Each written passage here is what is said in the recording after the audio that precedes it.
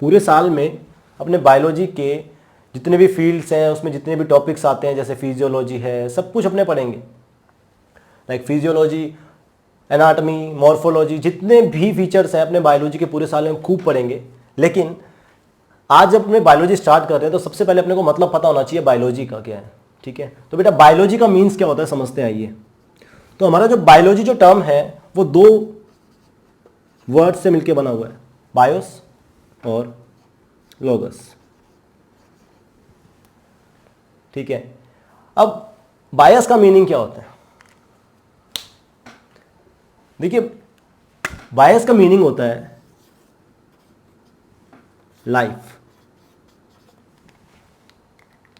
बायस का मीनिंग होता है लाइफ। और जो लोगस है उसका मीनिंग क्या होता है? स्टडी। स्टडी। तो क्या मतलब हुआ यहां पे बायोलॉजी का? बायोस और लोगस मतलब लाइफ, स्टडी। कहने का मतलब क्या है कि ये साइंस की एक ऐसी ब्रांच है जिसमें अपने क्या करते हैं, लाइफ की स्टडी करते हैं। लाइफ मतलब जहां पे भी लाइफ की बात करते हैं इसका मतलब अपने बात करते हैं किसकी? लिविंग थिंग्स की। और लिविंग थिंग्स आपको पता है क्या है? दो ही हैं। जैसे जनरली जो अपने ऑब्जर्व करते हैं लाइफ को वो है एनिमल्स और प्लांट्स। इसके अलावा माइक्रो ऑर्गेनिजम्स भी हैं। ठीक है, तो लिविंग जो है, अब इसी की जो बायोलॉजी है मतलब एनिमल्स और प्लांट्स की जितनी भी बेसिक साइंस आती है, कहने का मतलब वो कैसे काम करते हैं, वो कहाँ रहते हैं, क्या उनका हैबिटेट है, उनका डिस्ट्रीब्यूशन क्या क्या है, ठीक है, उनकी स्ट्रक्चर क्या है, तो इसकी एनाटॉमी, इसकी मॉर्फोलॉजी, इसकी फिजियोलॉजी क्या है, ये सब जानते हैं कौन? बायोलॉजी। बायोलॉजी में अपने क्या जानते हैं? लिविंग थिंग्स जितनी भी है, लाइफ जो है उसकी स्टडी करते हैं, उससे रिलेटेड साइंस की स्टडी करते हैं। और जहाँ पे भी साइंस जो वर्ड आ जाता है ना बेटा, तो साइंस का खुद में एक मतलब है क्या? उसके फंडामेंटल्स, कि कोई चीज़ कैसे काम करती है, उसके बारे में सब कुछ जानना, कि इसका ओरिजिन कहाँ से हुआ था, ये चीज़ स्टार्ट कहाँ से हुई थी। तो बस वही यहाँ पे करते हैं अपने क्या, बायोलॉजी के अंदर लिविंग थिंग्स जहाँ से आई, जहाँ से लाइफ आई, वो कहाँ से आई और वो कैसे काम करती है, उसकी क्या स्ट्रक्चर है, तो बस यही अपने जानते हैं किसमें? बायोलॉजी के अंदर। ठीक है, तो लाइफ की स्टडी करना इज बायोलॉजी, जिसमें अपने एनिमल्स प्लांट्स की मोस्टली स्टडी करते हैं। और एनिमल्स की जिस ब्रांच के अंदर स्टडी करते हैं वो होती है जूलॉजी। जू मतलब एनिमल्स हैं, और एक होती है बॉटनी। बॉटनी मतलब अपने प्लांट से रिलेटेड जितनी भी मॉर्फोलॉजी, एनाटॉमी, उसकी फिजियोलॉजी की स्टडी करते हैं, तो वो प्लांट्स में बॉटनी और एनिमल्स में जूलॉजी। ठीक है, तो बायोलॉजी क्या है? लिविंग थिंग्स की बारे में, लिविंग थिंग्स के बारे में टोटल जितनी भी उसकी मॉर्फोलॉजी, एनाटॉमी, फिजियोलॉजी सब कुछ जानना क्या है? अपना ही बायोलॉजी है। देन बात करते हैं बायोलॉजी जब आई थी तो किसी ने तो स्टार्ट की होगी ना ये सब चीज।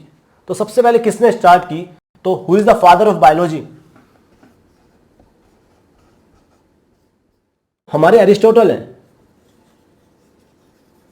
He is the father of biology.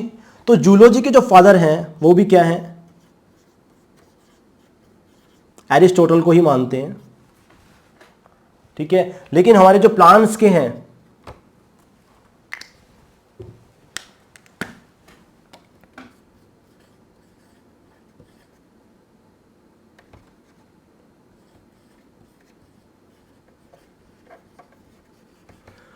Theophrastus को प्लांट्स का मतलब बॉटनी का फादर माना जाता है। ठीक है, तो who is the father of zoology? Aristotle. Who is the father of botany? Theophrastus.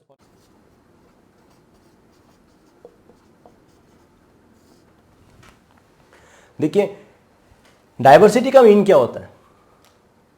इसका सिंपल सा मीनिंग है अनलाइकनेस, मतलब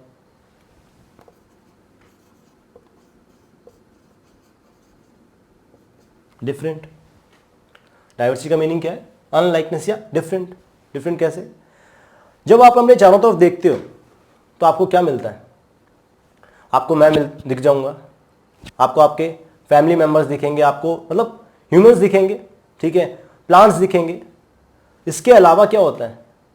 इसके अलावा आपको बहुत सारे टाइप के ऑर्गेनिजम्स जैसे कि एनिमल्स भी मिलेंगे, ठीक है। एनिमल्स में भी वैरायटी ऑफ एनिमल्स मिलेंगे लाइक कैमल, डॉग, कैट्स, या आपको जनरली हॉर्सेज ये देखने को मिलते हैं, राइट।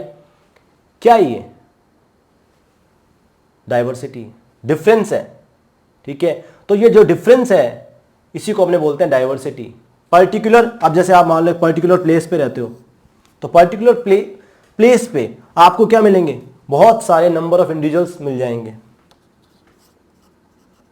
वैरायटी ऑफ इंडिविजुअल्स वहां पे प्रेजेंट होते हैं। तो पर्टिकुलर प्लेस पे क्या मिल रहा है, वैरायटी ऑफ इंडिविजुअल्स हैं, यही क्या है, डाइवर्सिटी है, और इसी को अपने को स्टडी करनी है, राइट। हमारी जो डाइवर्सिटी है उसकी स्टडी करने के लिए जो ब्रांच है बायोलॉजी की वो है टैक्सोनॉमी। देखो बहुत ध्यान से मतलब समझेंगे इसका, ठीक है। क्या है इसकी जो ब्रांच है अपनी बायोलॉजी की, जो कि क्या करती है, इन एनिमल्स को क्लासिफाई करती है, उनका आइडेंटिफिकेशन करती है, वो ब्रांच है टैक्सोनॉमी, ठीक है। तो इसकी डेफिनेशन से ही अपने मतलब निकालेंगे इसका। Taxonomy is the branch of biology which deals in identification,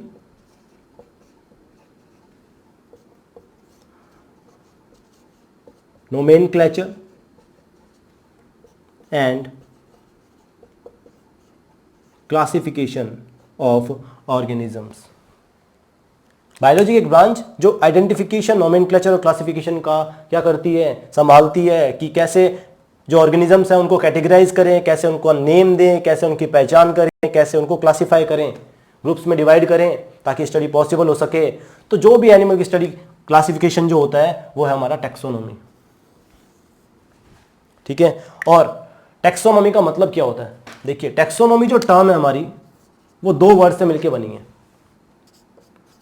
एक तो है टैक्सिस, ठीक है, और एक है हमारा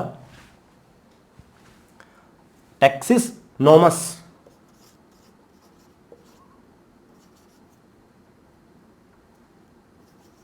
ठीक है।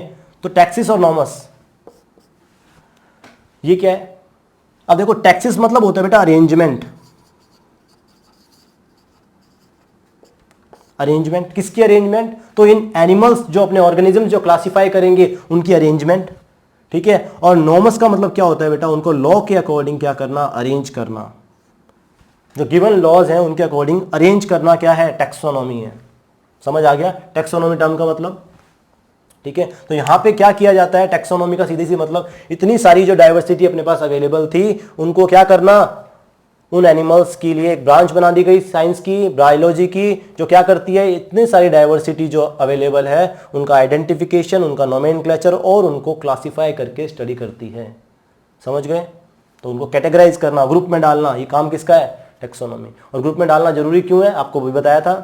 ग्रुप में डालना इसलिए जरूरी है क्योंकि एक साथ इतने सारे एनिमल्स की पॉसिबल स्टडी नहीं हो पाती है, तो उनको पहले ग्रुप में डिवाइड किया जाता है और ग्रुप में डिवाइड करने के बाद में जो स्टडी है वो क्या हो जाती है, ईजी हो जाती है। चलिए अब आज के जो वीडियो लेक्चर में है वो अपने सिर्फ इन 3 टर्म्स को ही अच्छी तरह जानेंगे, राइट। चलिए तो सबसे पहला जो है अपना वो क्या है, आइडेंटिफिकेशन। चलिए इससे पहले एक टर्म हो जाने थे, who is the father of taxonomy.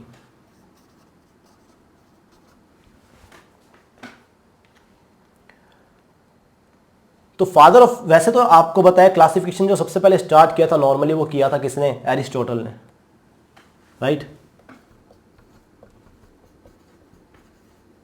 Aristotle. लेकिन आज के जो फादर हैं, आज के जो मॉडर्न टैक्सोनॉमी के जो फादर हैं, ठीक है,